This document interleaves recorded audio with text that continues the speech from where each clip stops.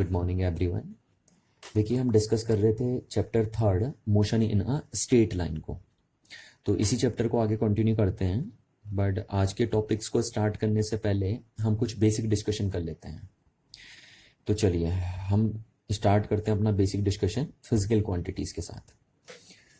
देखिए हमने आपको प्रीवियस क्लासेस में भी बताया था कि physical quantities are those quantities which can be measure like length, mass, time, these all are physical quantities because they are measurable। अच्छा, अब देखिए कभी कभी क्या होता है ना, जब आप किसी फिजिकल क्वांटिटीज का मीजरमेंट करते हैं तो उसके मीजरमेंट में आपको डायरेक्शन की रिक्वायरमेंट नहीं पड़ती है, सिर्फ मैग्नीट्यूड से आपका काम चल जाता है। जैसे देखिए मास एक फिजिकल क्वांटिटी है और आपको इसका मीजरमेंट करना है। सपोज आप किसी ऑब्जेक्ट के मास को मीजर कर रहे हैं तो आप ऐसे कह देते हैं कि इस ऑब्जेक्ट का मास 40 kg है, ठीक है। तो आपने देखा मास के मीजरमेंट में आपको सिर्फ मैग्नीट्यूड की रिक्वायरमेंट पड़ी, डायरेक्शन की कोई रिक्वायरमेंट नहीं पड़ी आपको, है ना। ये 40 kg क्या बोला जाएगा, ये 40 kg बोला जाएगा मास का मैग्नीट्यूड, ये मास का मैग्नीट्यूड है। तो आपने देखा मास के मीजरमेंट में आपको सिर्फ मैग्नीट्यूड की रिक्वायरमेंट हुई, डायरेक्शन की कोई रिक्वायरमेंट आपको नहीं पड़ी।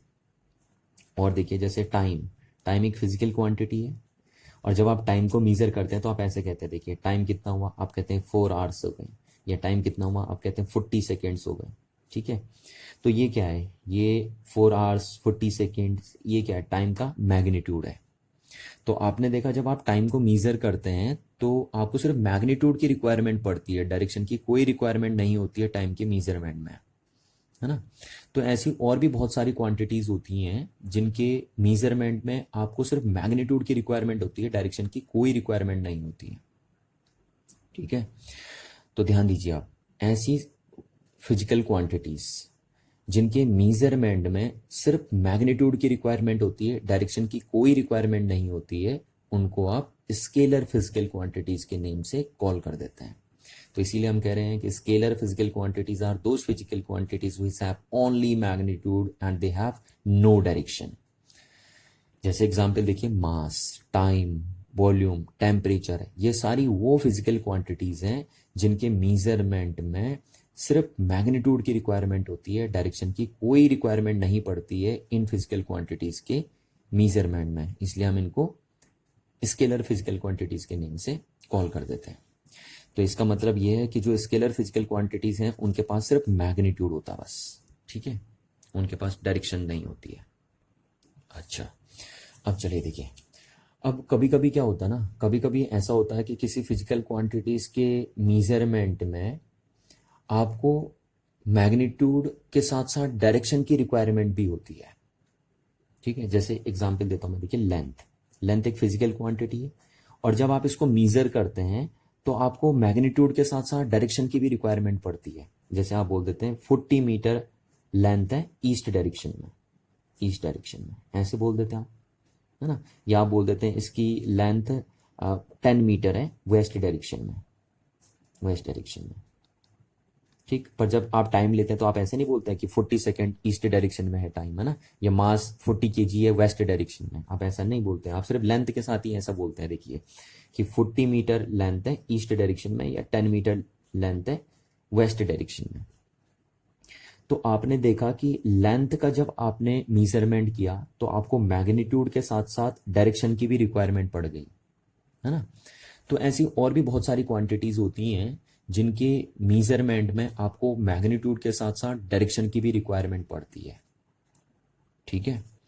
अच्छा, तो जितनी भी फिजिकल क्वांटिटीज ऐसी होती हैं जिनके मीजरमेंट में आपको मैग्नीट्यूड के साथ साथ डायरेक्शन की रिक्वायरमेंट भी पड़ती है, उनको आप वेक्टर क्वांटिटीज के नेम से कॉल कर देते हैं, ठीक है। पर रुकिए, सिर्फ वेक्टर क्वांटिटीज की डेफिनेशन इतनी नहीं है, ठीक है। आप सिर्फ उन क्वांटिटीज को वेक्टर क्वांटिटीज नहीं बोल सकते हैं जिनके पास मैग्नीट्यूड एंड डायरेक्शन होता है। साथ में आपको यह बात भी ध्यान रखनी पड़ेगी कि वेक्टर क्वांटिटीज सिर्फ उन्हीं क्वांटिटीज को हम बोलेंगे जो जिनमें मैग्नीट्यूड भी होगा, डायरेक्शन भी होगा और साथ में वो वेक्टर अलजेब्रा के लॉज भी फॉलो करें, तभी उन क्वांटिटीज को हम वेक्टर क्वांटिटीज बोलेंगे। तो इसीलिए हम कह रहे हैं कि vector quantities are those physical quantities which have both magnitude and direction and they also followed the law of vector algebra. ठीक है, अब ये vector law of vector algebra क्या है ये हम नेक्स्ट क्लास डिस्कस करेंगे। इसको अभी यहाँ पे आपको टेंशन लेने की जरूरत नहीं है कि what is the law of vector algebra, इसको हम नेक्स्ट क्लास में पढ़ लेंगे, है ना। पर आपको ध्यान रखना है बात को कि वेक्टर क्वांटिटीज सिर्फ वो नहीं होती जिनके पास मैग्नीट्यूड और डायरेक्शन होता है। वेक्टर क्वांटिटीज वो होती हैं जिनके पास मैग्नीट्यूड भी होता है, डायरेक्शन भी होता है और साथ में वो वेक्टर अलजेब्रास के लॉ भी फॉलो करें। क्योंकि देखिए जब आप 9th 10th में वेक्टर क्वांटिटीज की डेफिनेशन पढ़े होंगे ना, तो आपको इतना ही बताते हैं हम, है ना, कि vector quantities are those quantities which have magnitude and direction. But अब थोड़ा ध्यान दीजिए कि वेक्टर क्वांटिटीज वो क्वांटिटीज होती हैं जिनके पास मैग्नीट्यूड भी होता है, डायरेक्शन भी होता है और जो साथ में वेक्टर अलजेब्रास के लॉज भी फॉलो करे। ये कंप्लीट डेफिनेशन है वेक्टर क्वांटिटीज की, ना कि सिर्फ ये। ठीक है, सपोज कोई क्वांटिटीज ऐसी है जिसके पास मैग्नीट्यूड भी है और डायरेक्शन भी है, तो क्या वो वेक्टर बन जाएगा? ना, वो वेक्टर तभी बनेगा जब वो वेक्टर अलजेब्रा के लॉज भी फॉलो करेगा। अगर उसने वेक्टर अलजेब्रा के लॉज फॉलो नहीं करे तो फिर वो वेक्टर क्वांटिटी नहीं होगी, चाहे उसके पास डायरेक्शन भी क्यों ना हो। एग्जाम्पल मैं देता हूं आपको, देखिए जैसे इलेक्ट्रिक करंट। इलेक्ट्रिक करंट क्या होता है ना, इसके पास मैग्नीट्यूड भी होता है। आपको पता है, आप इलेक्ट्रिक करंट का मैग्नीट्यूड एम्पियर में मेजर करते हैं ना, एम्पियर में। ठीक है, तो इलेक्ट्रिक करंट के पास मैग्नीट्यूड भी होता है और इसमें डायरेक्शन भी होती है। आपको पता है इलेक्ट्रिक करंट की डायरेक्शन आउटर सर्किट में बैटरी के पॉजिटिव टर्मिनल से नेगेटिव टर्मिनल की साइड होती है और इनर सर्किट में नेगेटिव टर्मिनल से पॉजिटिव टर्मिनल की साइड होती है। ठीक है, तो इलेक्ट्रिक करंट के पास मैग्नीट्यूड भी है और डायरेक्शन भी है, बट ये एक स्केलर क्वांटिटी है बिकॉज ये वेक्टर अलजेब्रास के लॉस को फॉलो नहीं करती है। ठीक है, तो अगर सिर्फ इतनी डेफिनेशन आप बोलेंगे वेक्टर क्वांटिटीज की कि vector quantities are those quantities which have a magnitude and direction, तो उसके हिसाब से इलेक्ट्रिक करंट वेक्टर क्वांटिटीज हो जानी चाहिए। बट क्या है कह रहा हूं मैं आपसे कि इलेक्ट्रिक करंट एक स्केलर क्वांटिटी है क्योंकि वो वेक्टर अलजेब्रा के लॉस को फॉलो नहीं करती। ठीक है, तो आई होप आपको इतनी बात समझ में आ गई होगी। चलिए अब आगे देखिए मैंने यहाँ पे क्या लिखा है। जो स्केलर क्वांटिटीज होती हैं, जितनी भी वर्ड में स्केलर क्वांटिटीज हैं, उनकी वैल्यू ओनली पॉजिटिव हो सकती है या फिर जीरो हो सकती है। ठीक है, ये बात ध्यान रखना आप कि जितनी भी क्वांटिटीज फिजिक्स में स्केलर क्वांटिटीज होती हैं उनकी वैल्यूज या तो पॉजिटिव हो सकती है या जीरो हो सकती है। उनकी वैल्यू कभी भी नेगेटिव नहीं होती है स्केलर क्वांटिटीज की। ठीक है, अच्छा, जबकि देखिए जो वेक्टर क्वांटिटीज हैं उनकी वैल्यू पॉजिटिव भी हो सकती है, उनकी वैल्यू नेगेटिव भी हो सकती है और उनकी वैल्यू जीरोस भी हो सकती है। यानी सारी पॉसिबिलिटीज यहां पे हैं वेक्टर क्वांटिटीज में। उनकी वैल्यू पॉजिटिव भी हो सकती है, उनकी वैल्यू नेगेटिव भी हो सकती है और उनकी वैल्यू जीरोस भी हो सकती है। ठीक है, जितनी भी वेक्टर है, जैसे डिस्प्लेसमेंट पॉजिटिव भी हो सकता है, नेगेटिव भी हो सकता है और जीरो भी हो सकता है। वेलोसिटी भी पॉजिटिव भी हो सकती है, नेगेटिव भी हो सकती है, जीरो भी हो सकती है ना। जबकि जैसे देखिए मास है, मास नेगेटिव कभी नहीं आ सकता, टाइम नेगेटिव कभी नहीं हो सकता, वॉल्यूम नेगेटिव कभी नहीं हो सकता। जीरो हो सकता है, पॉजिटिव हो सकता है, बट वॉल्यूम नेगेटिव कभी नहीं हो सकता। ऐसी टेम्परेचर पॉजिटिव हो सकता है, जीरो हो सकता है, पर नेगेटिव कभी नहीं हो सकता। ठीक है, अच्छा, पर वेक्टर क्वांटिटीज क्या होती हैं? पॉजिटिव भी, नेगेटिव भी और जीरो भी होती हैं। अच्छा, एक बात और ध्यान रखिए, वेक्टर क्वांटिटीज में जो नेगेटिव साइन होगा, जैसे कोई सपोज वेक्टर क्वांटिटी है और वो नेगेटिव आ गई है ना, तो जो नेगेटिव साइन होगा वेक्टर क्वांटिटी में वो वेक्टर क्वांटिटी की डायरेक्शन को इंडिकेट करता है।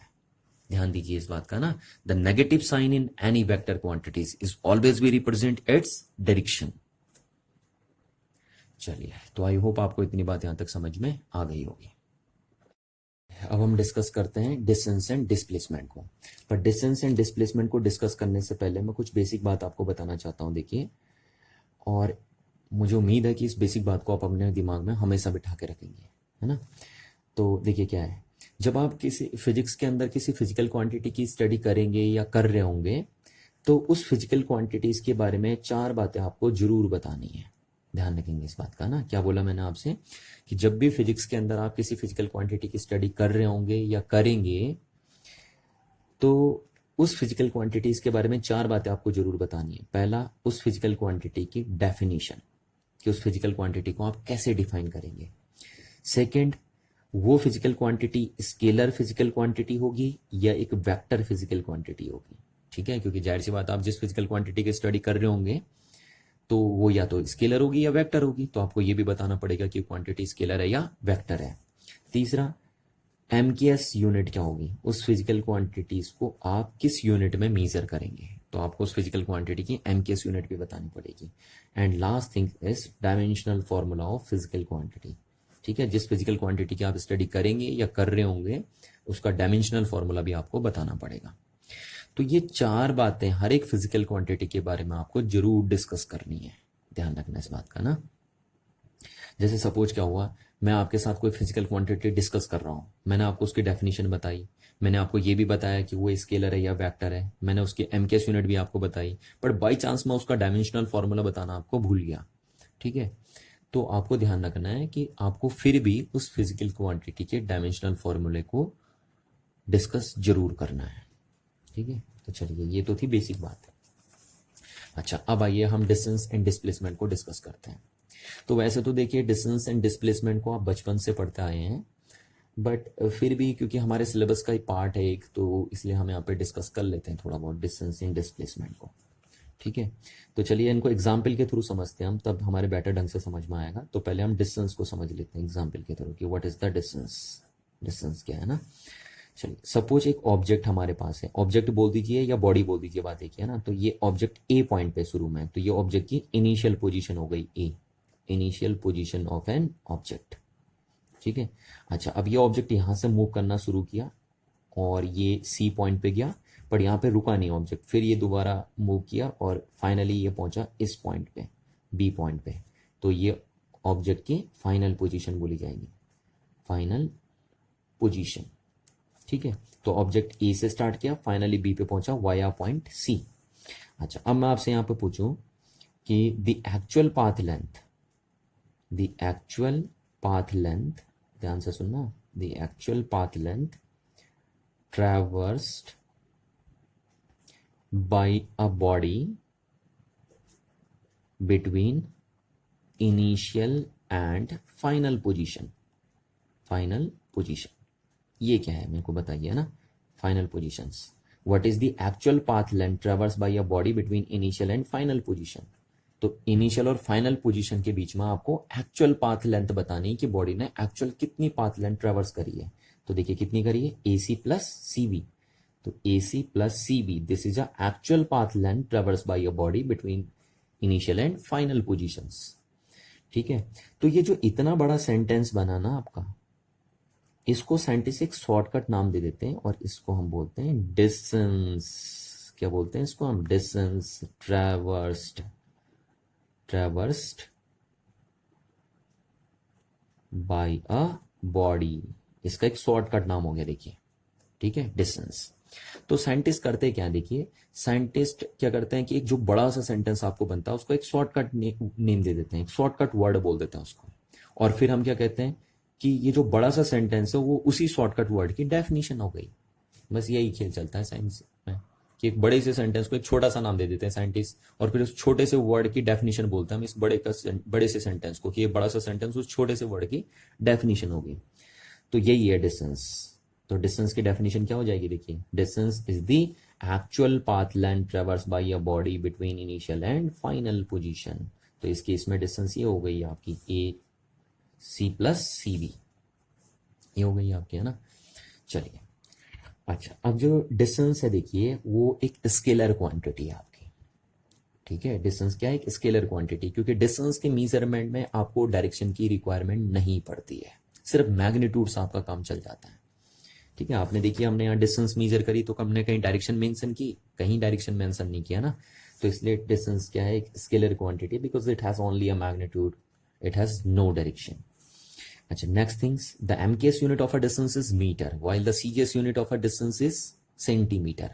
आपको पता होना चाहिए कि डिस्टेंस को हम काय में मेजर करते हैं, मीटर में मेजर करते हैं MKS सिस्टम के अंदर, और CGS सिस्टम के अंदर डिस्टेंस को हम सेंटीमीटर में मेजर करते हैं। और भी तरीके होते हैं आपके पास, अदर सिस्टम ऑफ यूनिट में अगर हम बात करें, जैसे FPS सिस्टम में हम बात करें तो हम डिस्टेंस को फीट में मेजर करते हैं, या अगर हम अपने प्रैक्टिकल यूनिट्स की बात करें तो हम डिस्टेंस को मिलीमीटर में भी मीज़र करते हैं, हम डिस्टेंस को किलोमीटर में भी मीज़र करते हैं, है ना, और भी बहुत सारी प्रैक्टिकल यूनिट्स होती हैं डिस्टेंस की। चलिए, अच्छा, next things, distance covered by a body is always B positive या जीरो। ठीक है, इस बात को आपको ध्यान रखना है कि कोई भी बॉडी या कोई भी ऑब्जेक्ट जो डिस्टेंस कवर्ड करेगा उसकी वैल्यू हमेशा पॉजिटिव आएगी या जीरो आएगी। The distance traverse by a body is never be negative, कभी नेगेटिव नहीं होती है डिस्टेंस।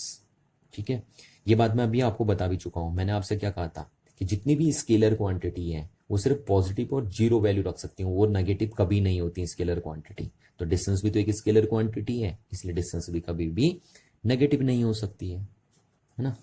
नेक्स्ट बात हम करेंगे डायमेंशनल फॉर्मूला। तो डायमेंशनल फॉर्मूला जो होगा डिस्टेंस का वो हो जाएगा m की पावर 0, l की पावर 1, t की पावर 0। ये आपको आना चाहिए बनाना ना, मैंने आपको प्रीवियस क्लास में भी सिखाया था कि डायमेंशनल फॉर्मूला कैसे बनाते हैं किसी फिजिकल क्वांटिटी का। चलिए, तो आई होप आपको ये बात समझ में आ गई होगी यहाँ पे, है ना। अच्छा, अब हम बात करते हैं डिस्प्लेसमेंट की। ये तो थी डिस्टेंस की बात, अब हम बात कर रहे हैं किसकी, डिस्प्लेसमेंट की। ठीक है, कि डिस्प्लेसमेंट क्या होता है। अच्छा, देखिए ये सिचुएशन अभी आपने ली थी ना, यहीं पे समझिए डिस्प्लेसमेंट क्या है।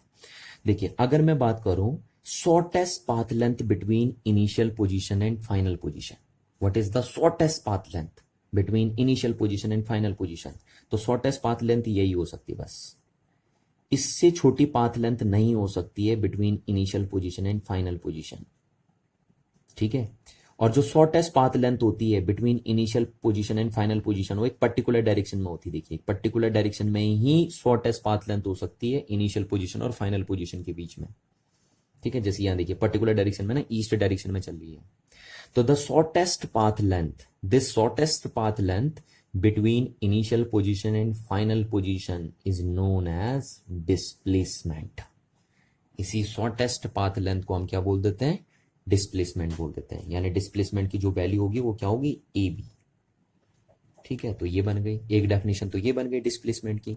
या देखिए, मैं ऐसे भी बोल सकता हूं, the distance in a particular direction, एक पर्टिकुलर डायरेक्शन में जो डिस्टेंस होती है उसको हम क्या बोल देते हैं, डिस्प्लेसमेंट बोल देते हैं।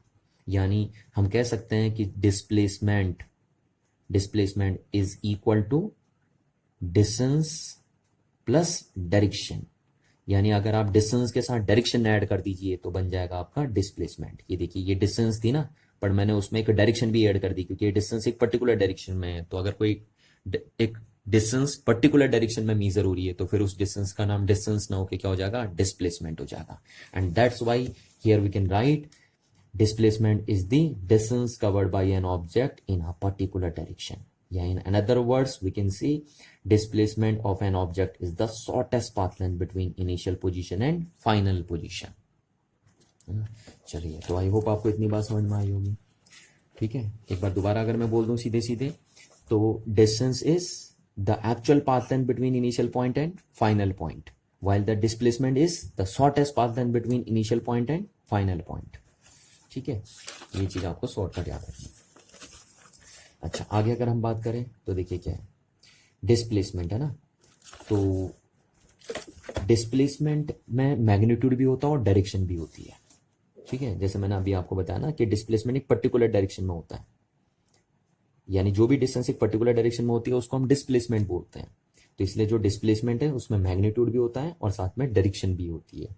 And that's why it is a vector quantity, इसीलिए हम डिस्प्लेसमेंट को वेक्टर क्वांटिटी बोलते हैं ना। अच्छा, अब डिस्प्लेसमेंट भी एक तरीके की पाथ लेंथ ही तो है, बट ये शॉर्टेस्ट पाथ लेंथ है ना। तो जो एमकेएस यूनिट होगी डिस्प्लेसमेंट की वो अगेन क्या होगी, मीटर होगी आपकी, क्योंकि है तो ये भी पाथ लेंथ ना एक टाइप की। वो अलग बात है कि ये शॉर्टेस्ट पाथ लेंथ है, बट है तो पाथ लेंथ, इसलिए डिस्प्लेसमेंट भी की यूनिट भी मीटर होगी। अच्छा, नेक्स्ट, डिस्प्लेसमेंट में बी पॉजिटिव, नेगेटिव और जीरो। डिस्प्लेसमेंट की जो वैल्यू होगी वो पॉजिटिव भी हो सकती है, नेगेटिव भी हो सकती है और जीरो भी हो सकती है। और ये मैंने आपको बताया था कि कोई भी वेक्टर क्वांटिटी जो होती है उसकी वैल्यू पॉजिटिव भी हो सकती है, नेगेटिव भी हो सकती है और जीरो भी हो सकती है आपकी, है ना। तीनों वैल्यू रख सकता है। और negative value in any vector quantity is always भी रिप्रेजेंट इट्स डायरेक्शन। तो अगर डिस्प्लेसमेंट नेगेटिव है तो वो नेगेटिव साइन जो होगा डिस्प्लेसमेंट में वो डिस्प्लेसमेंट की डायरेक्शन को इंडिकेट कर रहा होगा। चलिए नेक्स्ट बात करते हैं हम डायमेंशनल फार्मूला। तो again the dimensional formula of a displacement is L, है ना, या एम जीरो एल की पावर 1 टी की power 0, and the dimensional formula of a distance and displacement is the same because displacement is also a distance but in a particular direction. चलिए, तो I hope आपको ये बात यहां तक समझ में आ गई होगी। अच्छा, एक और एग्जांपल से हम समझते हैं। देखिए, सपोज यहाँ पे एक ऑब्जेक्ट है कोई, है ना, ए पॉइंट पे, ये इसकी इनिशियल पोजीशन हो गई, इनिशियल पोजीशन, यहाँ पे है ऑब्जेक्ट, और फाइनली वो यहाँ पे पहुंचता है, ठीक है, ये उसकी फाइनल पोजीशन हो गई ऑब्जेक्ट की। अच्छा, पहली बार जब ऑब्जेक्ट चलता है, फर्स्ट टाइम वो ऐसे चलता है, ठीक, ये चला वो फर्स्ट केस में ऐसे आया ऑब्जेक्ट, और इस केस में जो टोटल पाथ लेंथ आई या एक्चुअल पाथ लेंथ है जो इसकी, वो है 20 मीटर, ठीक है, ये कितनी है 20 मीटर। तो इस 20 मीटर को मैं डिस्टेंस बोल दूंगा, क्या बोल दूंगा, डिस्टेंस, ठीक है। क्यों डिस्टेंस बोलूंगा, क्योंकि the actual path length between initial position and final position is known as distance, and इसीलिए हम इसको क्या बोल रहे हैं यहाँ पे, डिस्टेंस हो गई, ये 20 मीटर। अच्छा, अब दूसरी बार वो ऑब्जेक्ट ऐसा आया, देखिए ऐसा आया, ये दूसरी बार आया, तो इस बार जो ये एक्चुअल पाथ लेंथ आई इसकी, है ना, एक्चुअल पाथ लेंथ हमने इसकी मेजर करके देखी, वो आई 15 मीटर। तो इस केस में डिस्टेंस कितनी हो गई आपकी, 15 मीटर हो गई, because distance is the actual path length between initial position and final position, and here in the second case it is 15 metre. अच्छा, तीसरी बार ये ऑब्जेक्ट ऐसा आया, देखिए ऐसे ऐसे ऐसे ऐसे ऐसे और ऐसे, ये थर्ड केस में ऐसे किया, और इस केस में ये जो एक्चुअल पाथ लेंथ आई, ये जो एक्चुअल पाथ लेंथ आई, इसकी वैल्यू हमने मेजर करके देखी, तो यह आई हमारी 50 मीटर। तो ये जो 50 मीटर होगी वो इस पाथ की डिस्टेंस बोली जाएगी, ठीक है, बिकॉज डिस्टेंस क्या है, मैं आपसे बार बार कह रहा हूं, distance is the actual path length between initial position and final position. तो इन दिस सिचुएशन, यानी in third case, the distance will be 50 metre, because the actual path in the third case is 50 metre, that's why the distance is also be 50 metre, ठीक है। अच्छा, ये हुआ। अच्छा, अब displacement कितना है, देखिए, तो डिस्प्लेसमेंट ये है शॉर्टेस्ट पाथ लेंथ, ठीक है, ये हो गई, और ये सपोज है आपकी 10 मीटर। तो ये जो 10 मीटर है वो डिस्टेंस है जो एक पर्टिकुलर डायरेक्शन में आ रही है, देख रहे हो, ये भी तो एक तरीके की डिस्टेंस है, पर ये डिस्टेंस एक पर्टिकुलर डायरेक्शन में है, and the distance in a particular direction is known as displacement. तो ये डिस्प्लेसमेंट हो जाएगा, और डिस्प्लेसमेंट दो पॉइंट्स के बीच शॉर्टेस्ट पाथ लेंथ होती है, देखिए ये सबसे शॉर्टेस्ट पाथ लेंथ है, ठीक है। तो अब यहां से इस एग्जाम्पल से ये बात समझिए कि दो पॉइंट्स के बीच में डिस्टेंस की इनफाइनाइट वैल्यूज हो सकती हैं। डिस्टेंस 20 मीटर भी हो सकती है, 15 मीटर भी हो सकती है, 50 मीटर भी हो सकती है ना।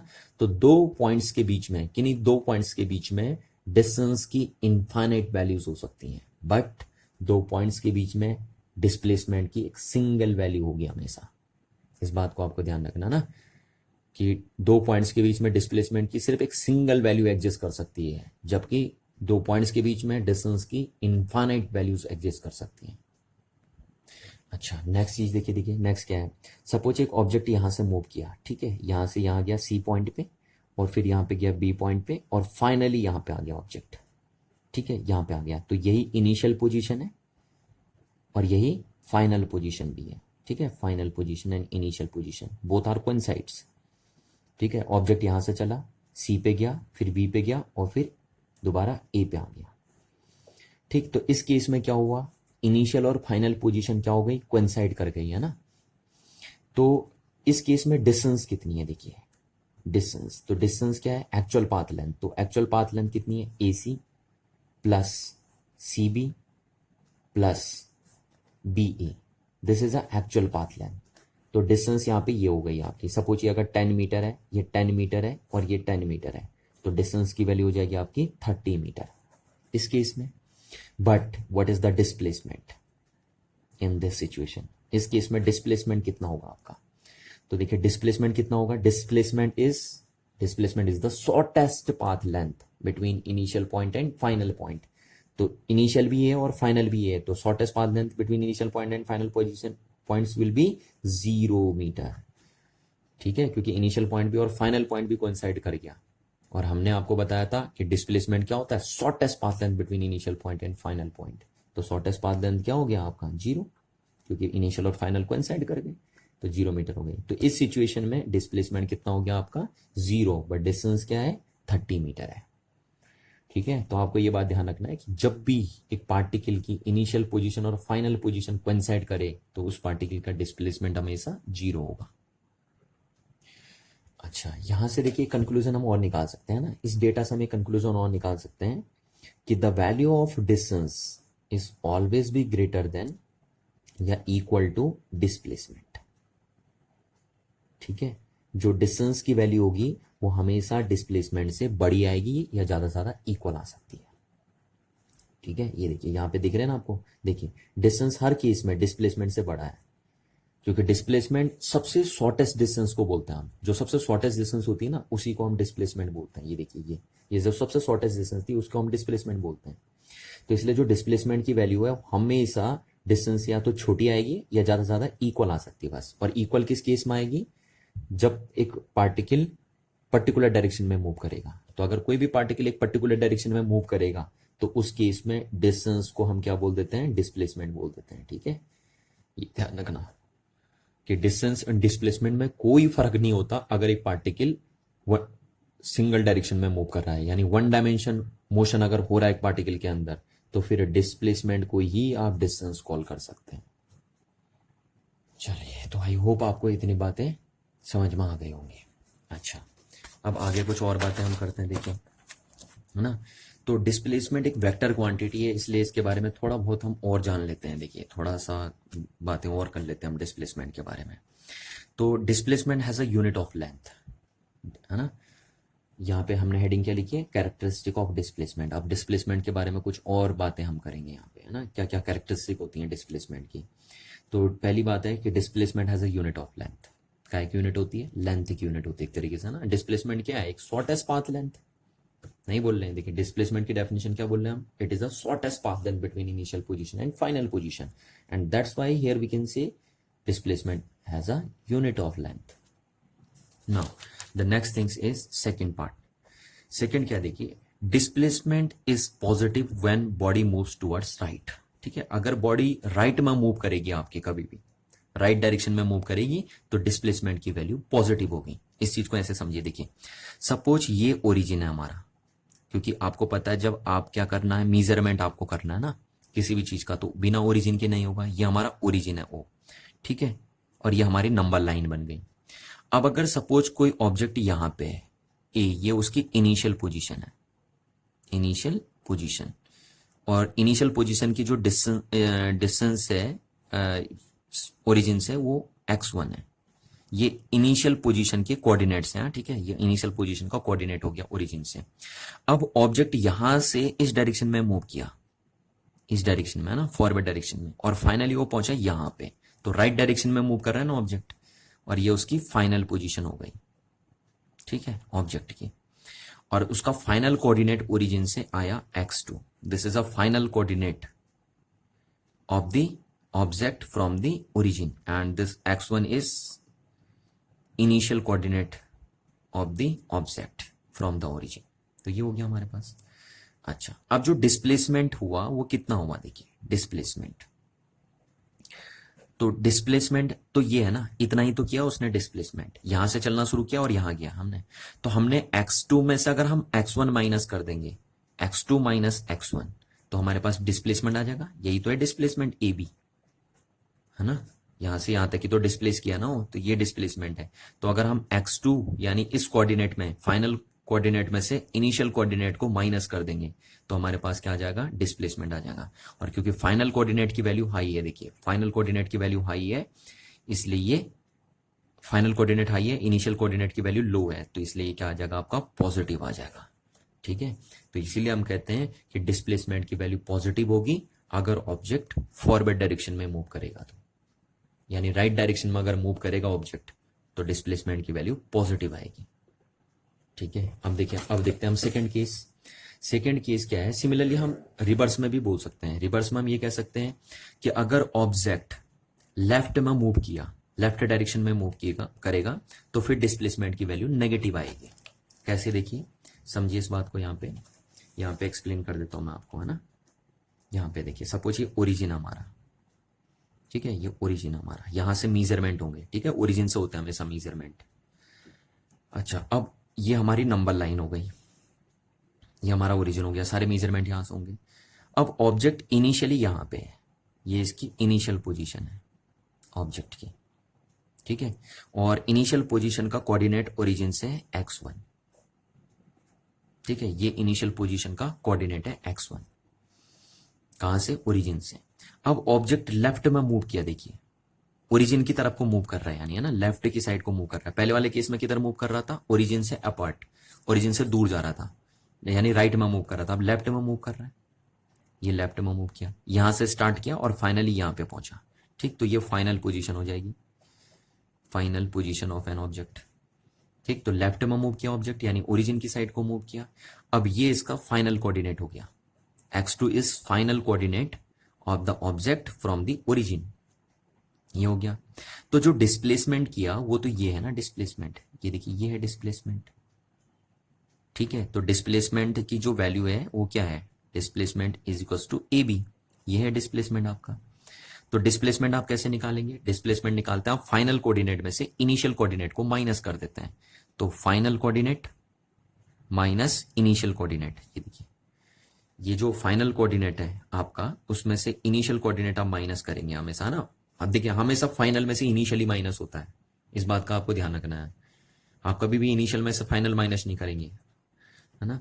तो final coordinate minus initial coordinate, तो आपके पास क्या आ जाएगा, डिस्प्लेसमेंट आ जाएगा ना, यही तो है डिस्प्लेसमेंट, तो ये हो गया हमारे पास। अच्छा, अब फाइनल कोऑर्डिनेट क्या है, देखिए फाइनल कोऑर्डिनेट की वैल्यू लो है और इनिशियल कोऑर्डिनेट की वैल्यू हाई है, तो ये चीज आपकी आएगी नेगेटिव, आएगी नहीं आएगी नेगेटिव, तो इसलिए हम बोल देते हैं कि डिस्प्लेसमेंट की वैल्यू नेगेटिव आएगी अगर ऑब्जेक्ट लेफ्ट डायरेक्शन में मूव करेगा, तो यानी ऑब्जेक्ट जब भी ओरिजिन की तरफ को मूव करेगा तो डिस्प्लेसमेंट की वैल्यू नेगेटिव आएगी।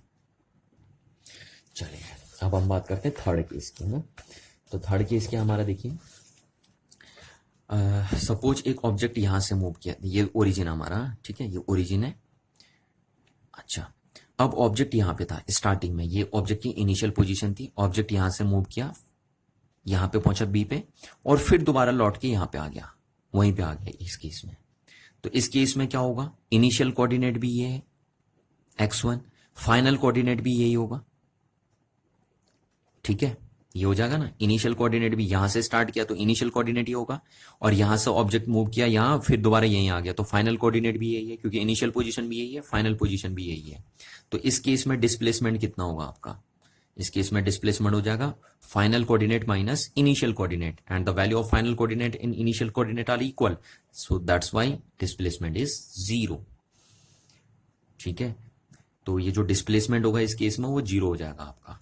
तो ये बात ध्यान रखना कि जब एक ऑब्जेक्ट, ठीक है, पहले फॉरवर्ड डायरेक्शन में मूव करेगा, यानी राइट साइड में मूव करेगा, और फिर लेफ्ट में मूव करके आ जाएगा, उतना ही वो डिस्टेंस लेफ्ट में मूव कर लेगा, तो उसका डिस्प्लेसमेंट कितना हो जाएगा, 0 हो जाएगा। यानी एक ऑब्जेक्ट अगर फॉरवर्ड डायरेक्शन में जितना डिस्टेंस मूव करता है, फिर उतना ही डिस्टेंस अगर वो लेफ्ट डायरेक्शन में मूव करेगा, ठीक है, तो उसका डिस्प्लेसमेंट 0 हो जाएगा।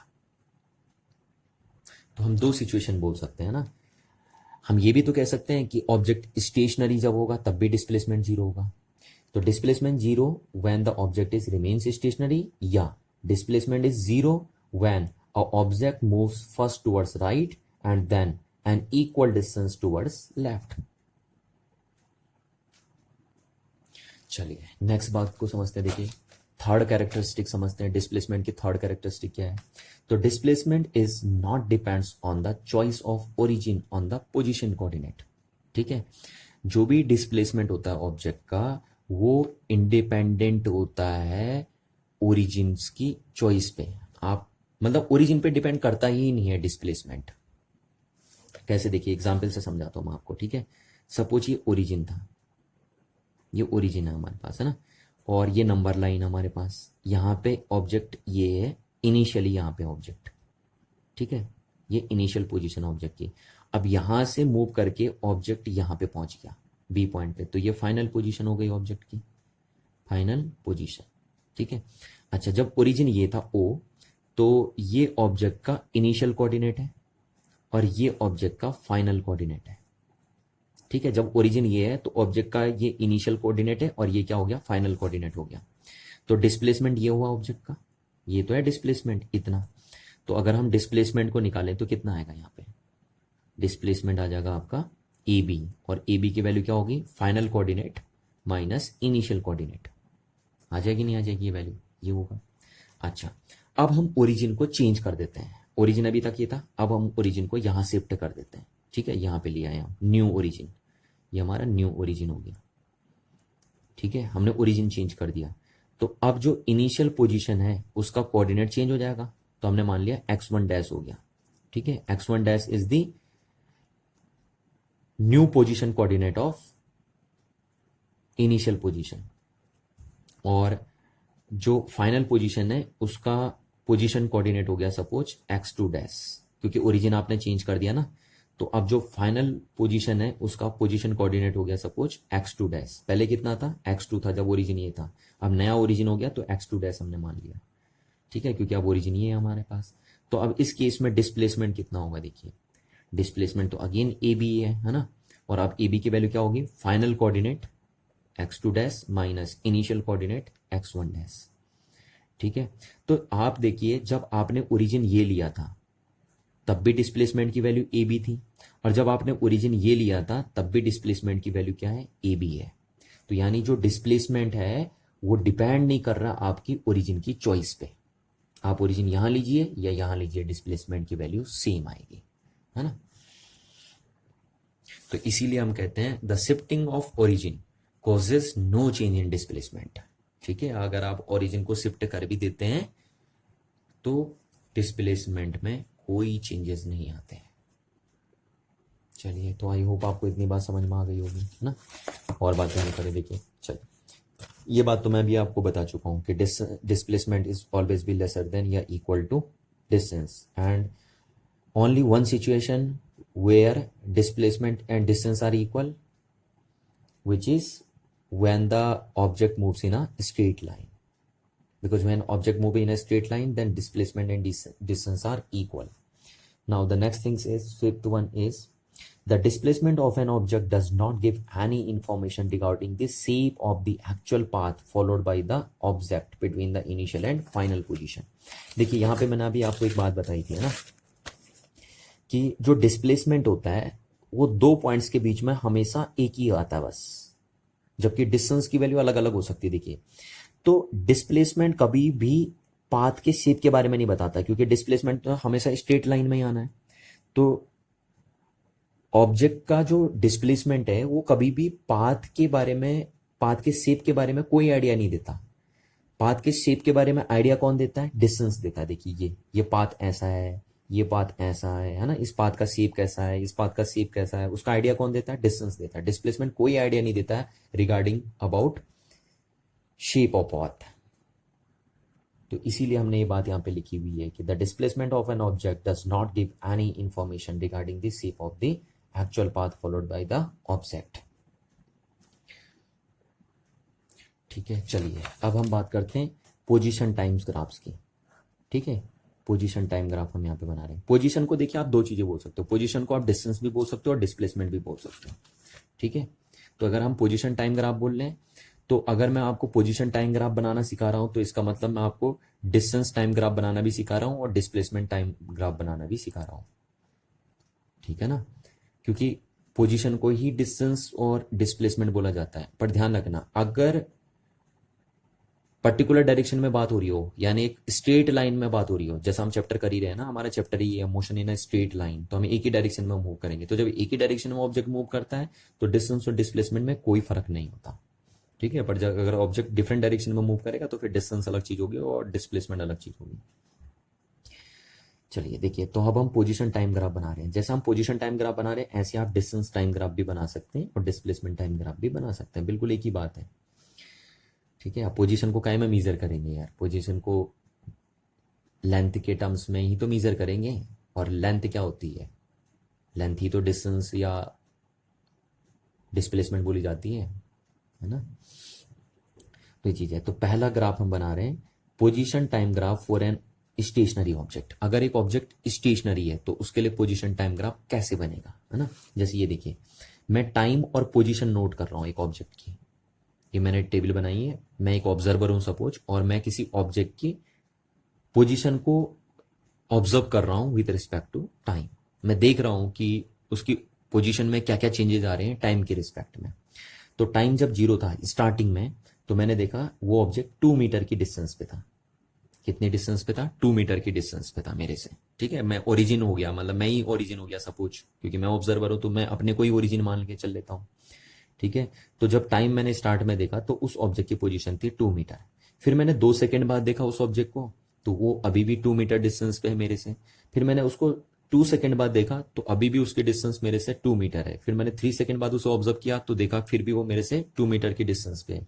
और फिर 4 सेकंड बाद मैंने उसे ऑब्जर्व किया तो अभी भी मैंने देखा कि वो मेरे से 2 मीटर की डिस्टेंस पे है। ठीक है, तो इसका मतलब क्या है कि ऑब्जेक्ट अपनी पोजीशन चेंज ही नहीं कर रहा है ना। तो हम कह सकते हैं अगर ऑब्जेक्ट की पोजीशन चेंज ही नहीं हो रही है टाइम के रिस्पेक्ट में, देखिए टाइम चढ़ते जा रहा है ना, बढ़ते जा रहा है टाइम, पर ऑब्जेक्ट की पोजीशन क्या है, चेंज ही नहीं हो रही है। ऑब्जेक्ट एक पर्टिकुलर डिस्टेंस पे है ओरिजिन से, तो हम कह देंगे ऑब्जेक्ट स्टेशनरी कंडीशन में है। और इसका ग्राफ ऐसे बनेगा देखिए, और ये वैल्यू हो जाएगी कितनी, 2 मीटर इस सिचुएशन में, क्योंकि हमने यहाँ से यहाँ 2 मीटर लिया ना, तो ये 2 मीटर देखिए टाइम बढ़ते जा रहा है, टाइम बढ़ा तब भी 2 मीटर, टाइम और बढ़ा तब भी 2 मीटर, टाइम और बढ़ा तब भी 2 मीटर, टाइम और बढ़ा तब भी 2 मीटर। तो हमने ग्राफ बना दिया, तो ग्राफ ऐसे आ जाएगा। तो जो भी ऑब्जेक्ट स्टेशनरी होगा उसके लिए पोजीशन वर्सेस टाइम ग्राफ ऐसे बनेगा। ठीक है, तो डिस्टेंस टाइम ग्राफ कैसे बनेगा, डिस्टेंस टाइम ग्राफ भी ऐसे ही बनेगा। डिस्प्लेसमेंट टाइम ग्राफ कैसे बनेगा एक स्टेशनरी ऑब्जेक्ट के लिए, वो भी ऐसे ही बनेगा। क्लियर है ना बात, एक ही जैसे तो बनाने सारे ग्राफ। चलिए अच्छा, अब बात करेंगे सेकंड केस की। सेकंड हम देख रहे हैं position time graph for uniform motion. ठीक है, अब अगर एक ऑब्जेक्ट सपोज यूनिफॉर्म मोशन में है तो उसके लिए पोजीशन टाइम ग्राफ कैसे बनेगा। तो पहले तो ये समझते हैं यूनिफॉर्म मोशन क्या होता है, देखिए, है ना, एग्जाम्पल से समझिए तब आपको बेटर ढंग से समझ में आएगा कि यूनिफॉर्म मोशन क्या होता है। यहां देखिए, मैंने एक ऑब्जेक्ट की पोजीशन को नोट किया विथ रिस्पेक्ट टू टाइम। ठीक है, मैं एक ऑब्जेक्ट की पोजीशन को नोट कर रहा हूं। सपोज मैं एक ऑब्जर्वर हूं और मैं किसी ऑब्जेक्ट की पोजीशन को नोट कर रहा हूं टाइम के रिस्पेक्ट में। तो मैंने टाइम देखा 0 सेकंड था स्टार्ट में, तो उसकी जो पोजीशन थी यानी उसकी जो डिस्टेंस थी मेरे से वो 2 मीटर थी। ठीक है, फिर मैंने 1 सेकंड बाद देखा तो वो 4 मीटर की डिस्टेंस पे आ गया, यानी वो मेरे से 4 मीटर की डिस्टेंस पे चले गया। फिर मैंने 2 सेकंड बाद देखा तो वो 6 मीटर की डिस्टेंस पे हो गया मेरे से। और फिर मैंने 3 सेकंड बाद देखा तो वो 8 मीटर की डिस्टेंस पे चले गया। और फिर 4 सेकंड बाद देखा तो 10 मीटर की डिस्टेंस हो चुकी थी उस ऑब्जेक्ट की। तो अगर हम यहां पे देखें जरा, तो यहां देखिए, यहां से यहां 1 सेकेंड हुआ तो कितना डिस्टेंस उसने ट्रेवल करी, 2 मीटर। यहां देखिए फिर 1 सेकेंड हुआ तो कितनी डिस्टेंस ट्रेवल करी, 2 मीटर। फिर 1 सेकेंड हुआ तो कितनी डिस्टेंस ट्रेवल करी, 2 मीटर। और फिर 1 सेकेंड हुआ तो कितनी डिस्टेंस उसने ट्रेवल करी, 2 मीटर। तो आप देख पा रहे हैं कि ऑब्जेक्ट इक्वल टाइम इंटरवल में, टाइम इंटरवल हर बार कितने का है, 1 सेकेंड का, है ना। तो इक्वल इंटरवल ऑफ टाइम में इक्वल डिस्टेंस कवर कर रहा है, कर रहा है नहीं कर रहा है। हर एक बार टाइम का इंटरवल कितना है, 1 सेकेंड, और हर बार वो कितनी डिस्टेंस ट्रेवल कर रहा है उस एक टाइम इंटरवल में, 2 मीटर की, है ना। देखिए 1 सेकेंड में 2 मीटर, 1 सेकेंड में 2 मीटर, 1 सेकेंड में 2 मीटर। तो इक्वल टाइम इंटरवल में अगर कोई ऑब्जेक्ट इक्वल डिस्टेंस कवर करे तो हम बोल देते हैं उस ऑब्जेक्ट का जो मोशन होगा वो यूनिफॉर्म मोशन होगा। यानी a motion of an object is said to be uniform motion if it cover equal distances in equal interval of time। ठीक है, और इसका अगर आप ग्राफ बनाएंगे, आप बना के देख सकते हैं ना, ग्राफ बनाने आपको आते हैं, तो इसका आप ग्राफ बनाएंगे तो कुछ इस तरीके से दिखेगा आपको। ठीक है, और ये डिस्टेंस कितनी होगी आपकी, 2 मीटर होगी ये वाली, क्योंकि स्टार्टिंग में टी जीरो पे डिस्टेंस कितनी है, 2 मीटर है ना ओरिजिन से, तो ये 2 मीटर हो गई। ओरिजिन यहाँ पे, ओरिजिन से 2 मीटर। ठीक है, तो इस डेटा का अगर आप पिक्चर बनाएंगे या ग्राफ बनाएंगे तो कुछ ऐसे बनेगा आपको। ठीक है, और ये डेटा किसका था, ये डेटा था यूनिफॉर्म मोशन का। ठीक है, तो इसलिए जो ग्राफ भी बनेगा वो यूनिफॉर्म मोशन को इंडिकेट करेगा। तो कोई भी ऑब्जेक्ट जिसका मोशन अगर यूनिफॉर्म होगा तो उसका ग्राफ कुछ इस तरीके से आपको दिखेगा, ठीक है। या फिर ऐसे दिख सकता है, देखो आपको टाइम वर्सेस पोजीशन ग्राफ, ठीक है, ऐसे भी दिख सकता है। ये कब बनेगा? जब स्टार्टिंग जीरो होगा, ठीक है, जीरो से स्टार्टिंग होगी, तब उसका पोजीशन वर्सेस टाइम ग्राफ ऐसे बनेगा कुछ। चलिए अब ड्रॉ करते हैं। देखिए पोजीशन टाइम ग्राफ हो रहा नॉन यूनिफॉर्म मोशन, ठीक है। एक ऑब्जेक्ट जिसका मोशन नॉन यूनिफॉर्म है, उसके लिए पोजीशन टाइम ग्राफ आप किस तरीके से ड्रॉ करेंगे, ठीक है। तो पहले तो देखिए नॉन यूनिफॉर्म मोशन को समझिए कि नॉन यूनिफॉर्म मोशन क्या होता है। एग्जाम्पल से समझते हैं। देखिए सपोज किसी ऑब्जेक्ट की पोजीशन को मैं नोट कर रहा हूं, मैं ऑब्जर्वर भी हो गया और मैं ओरिजिन भी हो गया, ठीक है। मैं ओरिजिन भी हूं और मैं ही ऑब्जर्वर भी हूं, और मैं किसी ऑब्जेक्ट की पोजीशन को नोट कर रहा हूं टाइम के रिस्पेक्ट में। तो मैंने देखा पहले 0 सेकेंड में उसकी पोजीशन थी 2 मीटर, फिर 1 सेकेंड बाद मैंने देखा तो उस ऑब्जेक्ट की जो पोजीशन है या जो डिस्टेंस है वो हो गई 4 मीटर, ठीक है। फिर 2 सेकेंड बाद देखा तो मैंने उस ऑब्जेक्ट की जो पोजीशन है या डिस्टेंस है वो हो गई 5 मीटर। 3 सेकेंड बाद देखा तो 8 मीटर, 4 सेकेंड बाद देखा 13 मीटर, 5 सेकेंड बाद देखा 18 मीटर, ठीक है, ये आया। अच्छा अब जरा देखिए आप, टाइम का इंटरवल हर बार कितना है? 1 सेकेंड। देखिए 1 सेकेंड, 1 सेकेंड, 1 सेकेंड और 1 सेकेंड, तो टाइम का इंटरवल हर बार 1 सेकेंड है। पर क्या हर बार वो इक्वल डिस्टेंस कवर कर रहा है? नहीं। देखिए यहाँ 1 सेकेंड में वो 1 मीटर डिस्टेंस ट्रेवल कर रहा है, यहाँ 1 सेकेंड में वो 3 मीटर डिस्टेंस ट्रेवल कर रहा है, और यहाँ 1 सेकेंड में वो 5 मीटर डिस्टेंस ट्रेवल कर रहा है, ठीक है। तो इक्वल इंटरवल ऑफ टाइम में वो इक्वल डिस्टेंस कवर नहीं कर रहा, ठीक है। तो जब भी कोई ऑब्जेक्ट इक्वल टाइम इंटरवल में अनइक्वल डिस्टेंसेस कवर करे तो उस ऑब्जेक्ट के मोशन को हम नॉन यूनिफॉर्म मोशन बोल देंगे। यानी हम कह सकते हैं the motion of an object is said to be non uniform motion if it cover unequal distances in equal interval of time, ठीक है। अच्छा अब ये पोजीशन और टाइम इनका आप ग्राफ ड्रॉ करिए। तो पोजीशन वर्सेस टाइम ग्राफ आपने ड्रॉ किया, पोजीशन इधर आएगी, टाइम इधर आएगा, क्योंकि पोजीशन डिपेंडेंट कोऑर्डिनेट होता है, टाइम इंडिपेंडेंट कोऑर्डिनेट होता है। तो इंडिपेंडेंट वेरिएबल हमेशा इधर, डिपेंडेंट वेरिएबल हमेशा इधर, ठीक है। अच्छा अब इस डेटा को आप यहां पिक करिए, बना सकते हैं ग्राफ, है ना, आपको बचपन में आता है। बस इस डेटा को यहाँ पे आपको क्या करना है? मैनिपुलेट करना है, ठीक है। तो जब आप इसको यहाँ पे मैनिपुलेट करेंगे तो ग्राफ कुछ इस टाइप से दिखेगा आपको। क्लियर है ना बात? इस टाइप का ग्राफ आपको दिखेगा। और यहाँ पे देखिए इनिशियल जब टाइम 0 था तो पोजीशन कितनी थी? 2 मीटर, तो इसलिए ये डिस्टेंस कितनी हो जाएगी आपकी? 2 मीटर हो जाएगी, ठीक है। तो इस टाइप का ग्राफ आपको दिखेगा। तो जब भी आपको किसी ऑब्जेक्ट के लिए पोजीशन वर्सेस टाइम ग्राफ कुछ ऐसा दिखे तो आप समझ जाइए उसका मोशन नॉन यूनिफॉर्म मोशन है, ठीक है। और जब ऐसा दिखे तो समझ जाइए उसका मोशन यूनिफॉर्म है। और जब भी किसी ऑब्जेक्ट का पोजीशन टाइम ग्राफ ऐसा दिखे तो समझ जाइए वो रेस्ट में है, ठीक है। ये ध्यान रखना, ऐसा ग्राफ अगर बनेगा किसी ऑब्जेक्ट के लिए पोजीशन वर्सेस टाइम तो वो रेस्ट में होगा ऑब्जेक्ट। जिस ऑब्जेक्ट के लिए पोजीशन वर्सेस टाइम ग्राफ ऐसा बनेगा इसका मतलब वो ऑब्जेक्ट यूनिफॉर्म मोशन में होगा। और जिस ऑब्जेक्ट के लिए पोजीशन वर्सेस टाइम ग्राफ कुछ ऐसे बनेगा वो ऑब्जेक्ट नॉन यूनिफॉर्म मोशन में होगा, ठीक है। चलिए अब कुछ और इंपॉर्टेंट बात हम करते हैं। देखिए ये क्वेश्चंस है, ठीक है। कभी कभी क्या होता है ना, आपको ग्राफ बना के दे देता है कि एक ऑब्जेक्ट के लिए डिस्टेंस टाइम ग्राफ ये है, क्या ये पॉसिबल है या नहीं है, आपको बताना होता है कि ये ग्राफ पॉसिबल है या नहीं है। इस टाइप से क्वेश्चन दे देता हूं आपके पास। तो यहाँ पे कुछ मैंने बहुत सारे ग्राफ बनाए हैं, आपको बतानी है ग्राफ पॉसिबल है या नहीं है, और अगर है तो क्यों है पॉसिबल, और अगर नहीं है तो क्यों नहीं पॉसिबल है ना। हमको उनका रीजन ढूंढना है। तो चलिए, और ये सारे ग्राफ 1 डायमेंशन मोशन में है ना, 1 डायमेंशन मोशन की बात कर रहे हैं हम, क्योंकि हमारा चैप्टर ही क्या चल रहा है? मोशन इन स्ट्रेट लाइन, ठीक है। तो हम 1 डायमेंशन मोशन की बात कर रहे हैं। तो चलिए पहला हमने कोई ऑब्जेक्ट देखा और उसका डिस्टेंस वर्सेस टाइम ग्राफ कुछ ऐसे बना दिया, ठीक है। किसी ने भी बना दिया ये पिक्चर, उसने मैंने आपसे बोला कि भैया एक ऑब्जेक्ट के लिए distance versus time graph draw करो, और आपने ऐसे ड्रॉ कर दिया, ठीक है। तो क्या ये पॉसिबल है? ये ग्राफ ऐसा आ सकता है क्या? ये ग्राफ ऐसा डिस्टेंस वर्सेस टाइम ग्राफ किसी ऑब्जेक्ट के लिए 1 डायमेंशन मोशन में ऐसा बन सकता है? बिल्कुल नहीं, ऐसा नहीं बन सकता है। क्यों? क्यों नहीं बन सकता? क्योंकि यहाँ पे देखिए हो क्या रहा है, जैसे जैसे टाइम बढ़ते जा रहा है ना वैसे वैसे डिस्टेंस की वैल्यू कम होती जा रही है, ना। देखिए टाइम बढ़ रहा है, डिस्टेंस की वैल्यू कम हो रही है, ठीक है।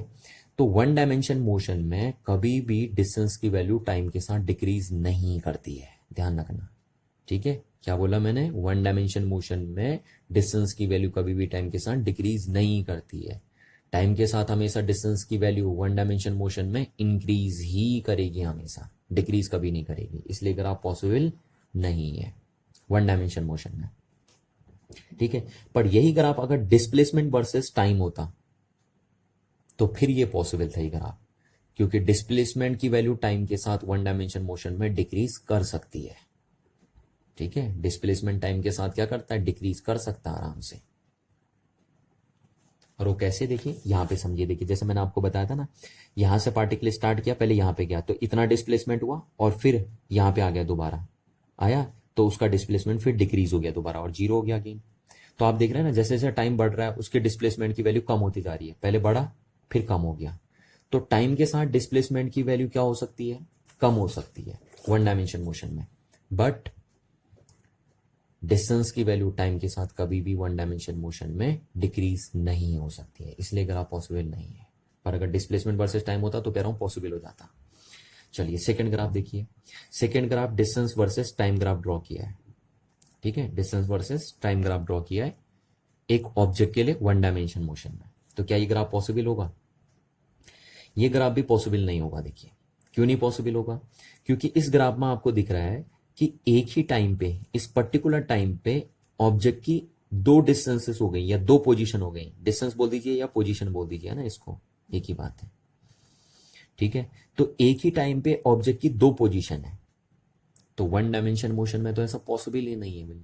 एक टाइम पे एक ही पोजीशन हो सकती है ऑब्जेक्ट की, ऐसा थोड़ी ना है कि एक ही टाइम पे पार्टिकल दो दो पोजीशन लगेगा, वो तो भूत जैसा लगेगा आपको, है ना, कि एक ही टाइम पे दो दो जगह है पार्टिकल आपका, एक टाइम पे एक ही पोजीशन तो होगी पार्टिकल की। तो ये ग्राफ पॉसिबल नहीं हो सकता है, इसलिए not possible, because at a single time particle can not exist at two positions in one dimension motion, so that's why this graph is not possible. और अगर एक ग्राफ डिस्प्लेसमेंट वर्सेस टाइम भी होता ना तब भी पॉसिबल नहीं था, क्योंकि वन डायमेंशन मोशन में एक टाइम में डिस्प्लेसमेंट की भी दो वैल्यूज नहीं हो सकती हैं, तो ध्यान रखना। इसलिए ग्राफ अगर ये डिस्प्लेसमेंट वर्सेस टाइम भी होता तब भी ये ग्राफ पॉसिबल नहीं था। ठीक है, अच्छा चलिए इस ग्राफ को देखिए, क्या ये ग्राफ वन डायमेंशन मोशन में किसी ऑब्जेक्ट के लिए पॉसिबल है, नहीं। देखिए अगेन ये ग्राफ पॉसिबल नहीं होगा, क्यों, क्योंकि यहां देखिए इस ग्राफ में इसका मीनिंग है कि डिस्टेंस बढ़ते जा रही है और टाइम कांस्टेंट है। तो ऐसा थोड़ी ना होगा भैया, टाइम को कांस्टेंट कैसे कर देंगे आप, टाइम को थोड़ी ना पकड़ सकते हैं आप, टाइम तो इंडिपेंडेंट कोऑर्डिनेट है ना, तो टाइम को आप पकड़ ही नहीं सकते, टाइम को आप कांस्टेंट नहीं कर सकते, इसलिए वन डायमेंशन मोशन में ये ग्राफ पॉसिबल नहीं होगा। और चाहे डिस्प्लेसमेंट वर्सेस टाइम ग्राफ होता तब भी ये पॉसिबल नहीं होता वन डायमेंशन मोशन के लिए। नेक्स्ट ग्राफ देखिए, ये ग्राफ है ना, ये हमने यहाँ एक्स वर्सेस टाइम ग्राफ बनाया। अब जब हम यहाँ एक्स लिखते हैं ना, एक्स, तो इस एक्स का मीनिंग होगा पोजीशन, और पोजीशन को मैं दोनों चीजें बोल सकता हूं, मैं डिस्टेंस भी बोल सकता हूं, डिस्प्लेसमेंट भी बोल सकता हूं। अगर मैं पोजीशन बोल रहा हूं ना तो इसका मतलब है डिस्प्लेसमेंट में भी बोल सकता हूं और उसको मैं डिस्टेंस भी बोल सकता हूं, दोनों वर्ड में यूज कर सकता हूं पोजीशन के लिए। तो ये एक्स हमने लिखा, तो ये पोजीशन है या डिस्टेंस है, आप डिस्प्लेसमेंट है या डिस्टेंस है, आपको जो मानना आप वो मान लीजिए इसको। ठीक है, और ये टाइम है, तो डिस्प्लेसमेंट वर्सेस टाइम ग्राफ या डिस्टेंस वर्सेस टाइम ग्राफ आप बना रहे, ऐसा बना।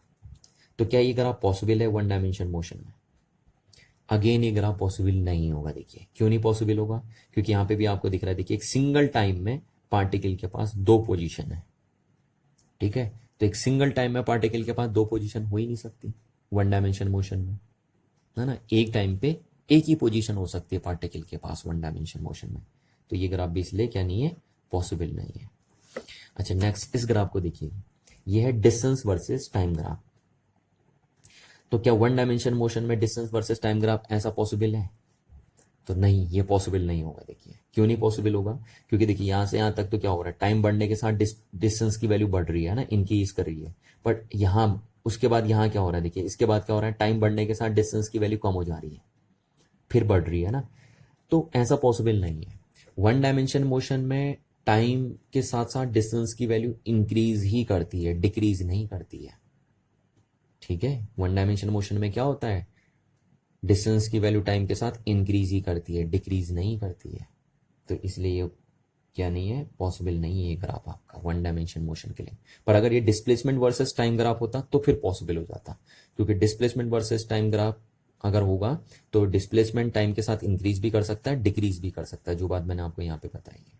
ठीक है, तो अगर यही ग्राफ डिस्प्लेसमेंट वर्सेस टाइम होता तो फिर वन डायमेंशन मोशन में पॉसिबल हो जाता, बट क्योंकि डिस्टेंस वर्सेस टाइम ग्राफ है तो इसलिए वन डायमेंशन मोशन में पॉसिबल नहीं है।